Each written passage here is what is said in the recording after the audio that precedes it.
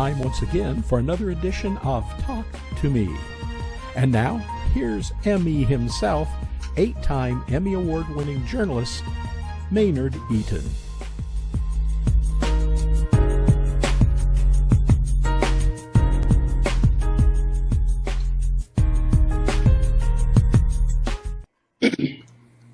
Hello again, I'm Maynard Eaton, and this is Talk to Me, our weekly conversation with business influencers, cultural leaders, political leaders, and today we have the number one preacher in Atlanta. His name is Rev Jasper Williams Jr. Reverend Williams, thank you for joining us. Thank you. And congratulations. Thank you for having me, man.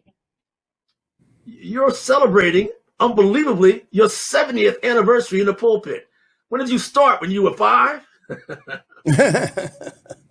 No, I started when I was 7 years of age, and I'm 77 now, which is to say that God has privileged me to stand behind that sacred desk for 70 years now, and I'm honored. I preached all of the second half of the 20th century, and I have preached the first fifth of the 21st century, and I'm honored that the Lord has sustained me. Before you get into what you want to ask me about, would you privy me to say something in the forefront? Sure, sir. Would you allow me to? Let me just say about you that I have watched you through the years, Maynard, and I know about the ups and the downs. I know about the on and the off times, but you have survived and sustained yourself and kept the professionalism that you've had all of these years. So when I hear that you are an 8-time recipient of that special award, believe me, I know that didn't just happen. That's because of what you have brought to journalism, and I'm happy to be associated with you, and I thank you for this opportunity. Now, please, you go on. Reverend Williams, that's an honor coming from you. Somebody, you know how much I care for you and worship with you and your son, and that means almost had me in tears saying that, sir, believe me. But let's talk about you. You're the star of this show. One of your friends, Bishop Darryl Winston, told me today, he said, Maynard, I would describe Jasper Williams as a pioneer, a prophetic voice who helped shape the spiritual revolution that laid the foundation for Atlanta becoming a spiritual mecca. Long before there were Eddie Longs or Creflo Dollars or Dal Bronner and others, there was Rev Jasper Williams Jr. Reverend Williams, again, you're said to be the quintessential pulpit preacher. What does that feel like? Well, I'm humbled that somebody thought enough of me to say that. That was never my intention. I just intended to preach the gospel the way that the gospel came to me and the way that the Lord led me. But for people to pick up on honoring me in that sense, I'm truly humbled. Let me add another compliment from a good friend of yours, Rev Gerald Early, Dr. Gerald Durley, who said, I would describe Jasper as one who was not merely on the battlefield, but one who was in the battle for justice. He is one who has been in the battle for every soul of them, for the very soul of a people and a nation. Jasper is one who has faced the fiery crisis from all sides and remained honest and pure with himself and loyal to God. You talked about my ups and downs, Pastor. That's your friend. You have a few too. Quite a few. Yes, I have. I've had a lot of battles, but the Lord has brought me through. And mainly when you look back over it all, it's all about purpose, fulfilling one's purpose. And I thank God that I have come to this juncture of my life. Thank you for that. What has been your purpose? Can I call you Jasper like everybody else does? What has been your purpose in terms of leading a flock, leading the church, being an activist? What has your purpose been? It's not just preaching. It seems like it's beyond that. Well, the Lord allowed me to take a group of people who were not wanting to really be anything special per se, and I came along at the right time with a vision, gave them a vision, and through trial and error, they came to come alongside me, and we began working together to come to where we are. I still do not feel that I have achieved all that I want to achieve, because when I look at the African American plight today, I certainly do feel that we, the church, have not done what we can do and ought do to change the culture of our race so that we can reap the benefit of the economical society that we live in, that everyone else seems to reap except us. And so I'm wanting, hopefully, to see the church become a lot more active in changing the direction of Black America. That's what I would like to see more than anything else in my life, Maynard. Pastor, is that why you formed the African American Churches Transforming Society, ACTS, as you call it? You started that a few years back. Has that been your Yes. your activism arm? Tell us about You're that. exactly right. I started it in 014 upon the death of Michael Brown. I was on my way to the restroom and I heard the television on and looked and saw how wild our people were responding to what had happened to Michael Brown. Not that they were wrong, just that I just saw how far behind our race is. And I'm just wanting to see us economically achieve. I even envisioned the church perhaps being a mechanism in our community that can go and buy these businesses and then give them to our young millennials to help them find themselves and to better themselves and to have a piece of the economical pie of which we all are a part. I just want to see change come to our people in terms of the downtrodden way that we as a race seem to be going. A few years back, 2 years back, if I'm not mistaken, you eulogized the great Aretha Franklin. And during that eulogy, you challenged Black America. Let's hear some of that. 70% of our households are led by our precious, proud, fine Black women. But as proud, beautiful, and fine as our Black women are, one thing a Black woman cannot do. A Black woman cannot raise a Black boy to be a man. When the police kills one of us, we're ready to protest, march, destroy innocent property. We're ready to loot, steal, whatever we want. But when we kill 100 of us, nobody says anything. And whenever you take a foreign object and you put it into the womb before that baby is born, that's abortion before birth. And when that home is not like it ought to be, the father's not doing his part, the mother not doing her part, and the child has deficits, that's abortion after birth. I took a lot of flack for that, and a lot of people thought that I was wrong about the way that I had preached that sermon. But I thought in my own mind and heart, I didn't make a mistake. If I had the opportunity again, I would do it the same way. I was looking at Aretha being the queen of soul, and that meant to me that our race should honor that. But yet, when we drift away from God, as we seemingly are, it means to me that Black America has lost its soul. And some way and somehow, if we reconnect with God as a part of our heritage, once again, we can be put back on the path of changing the direction of our race, thereby enhancing, once again, our culture and making it be as I think God would have us be. I did a story about your the flack, the reaction to your eulogy, and I called it in that story, "You're being courageously correct." Now, others echoed that.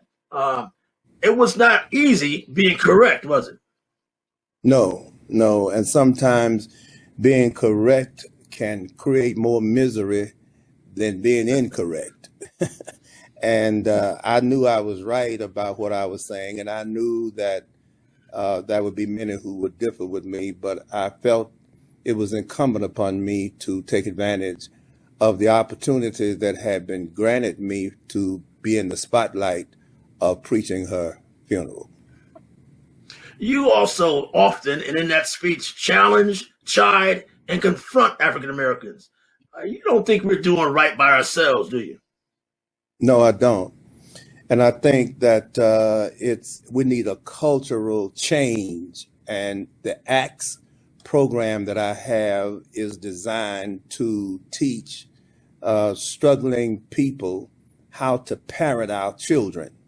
I went on a listening tour, Maynard, and the listening tour that I went on was all of the leaders of the 5 counties in the metropolitan area of Atlanta, the chairmans and the co-chairmans of each of the counties, as well as all chiefs of police of each county, and then the superintendent of schools of each county. And I asked them 2 questions. Question 1, what do you perceive to be the 3 greatest needs of the African American community that you lead?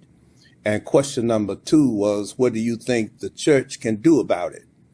And so when I gathered all of the information to those answers to those 2 questions from all of those civic leaders of the metropolitan area of Atlanta, I took that information and gave it to Morehouse School of Medicine. And Dr. Mary Langley kicked out to me what is called a qualitative analysis.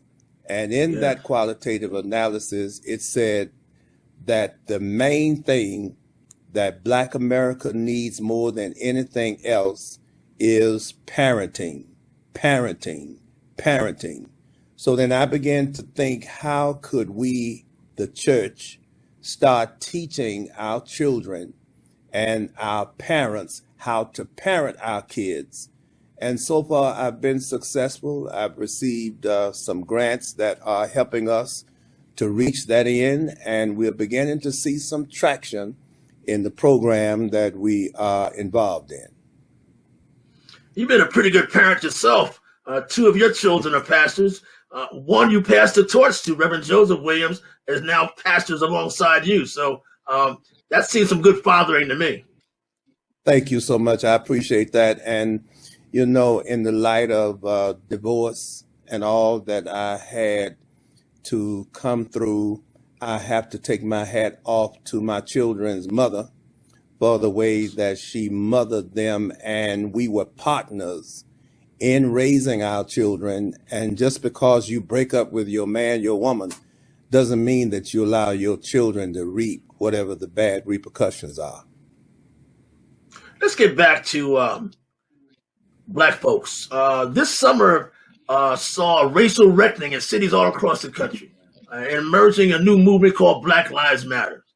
For where you sit as a Pastor-Emeritus and an activist yourself, what did this summer wrought? What did it meant? Has it changed much for us? Well, I think we're on the road to change. And I certainly don't feel, Maynard, that I'm the only one who has a vision about what Black America should be doing. I think that in order for us to reach the level that we are aspiring for as a race, it's got to come from all levels, all sections of our culture. The church, the business, it's got to come from the rappers, it's got to come from Black Lives Matter. We all have got to move in that direction. And then with all of us becoming in and excited about it, somehow it'll reach down on the inside of us as a people, and change can come. I'm confident of that. Well, people have said that throughout the civil rights movement too. So we still have a ways to go, or are we getting closer to that goal, you think? Well, I think that it's a different kind of fight that we are in the midst of. You know, We talk about drugs and all of these kinds of things in the home and the family not being where it needs to be. But just as we overcame the social aspect of it under the Dr. Martin Luther King movement, we can overcome the cultural aspect of it and see ourselves being aggrandized like never before, because somewhere along the way, I just got to believe that we're going to have to reach out and take each other and move upward as we really need to be and do. Sir, the city of Atlanta is often applauded as a black mecca, but often criticized for being a city of the haves and have-nots, and that the haves in the black community have not reached back to help lift those up who are less fortunate. Do you see that? Yes, I do see that. And I see that as a problem. That's an excellent question. I just have to pause to tell you that. I see that as a problem not only in Atlanta, but in the black community nationwide. It's not enough of us who succeed, who have the heart to turn around and help those who cannot help themselves. And hopefully we're going to begin to see some of that also. I'm just praying that we do see that and that God allows me to be a part of the definite need for the change as we seemingly are moving toward. How do you see the emerging black church now following the pandemic? Do you see your pews filled again, or is the future black church like this on camera? Well, if we don't get the vaccines, or if science does not come up with the way that we can alleviate the problem that the pandemic has brought upon our society, then we're going to have to resort to virtual church. It really goes back to where I was when I started preaching 70 years ago, because I was burying chickens in the yard, and I was preaching to trees. So I didn't hear no response from the trees when I preached, but I preached. And so here I am 70 years later in the midst of a pandemic that has taken us out of the church. And so I don't hear no responses, no amens, no come on, and all of that when I preach.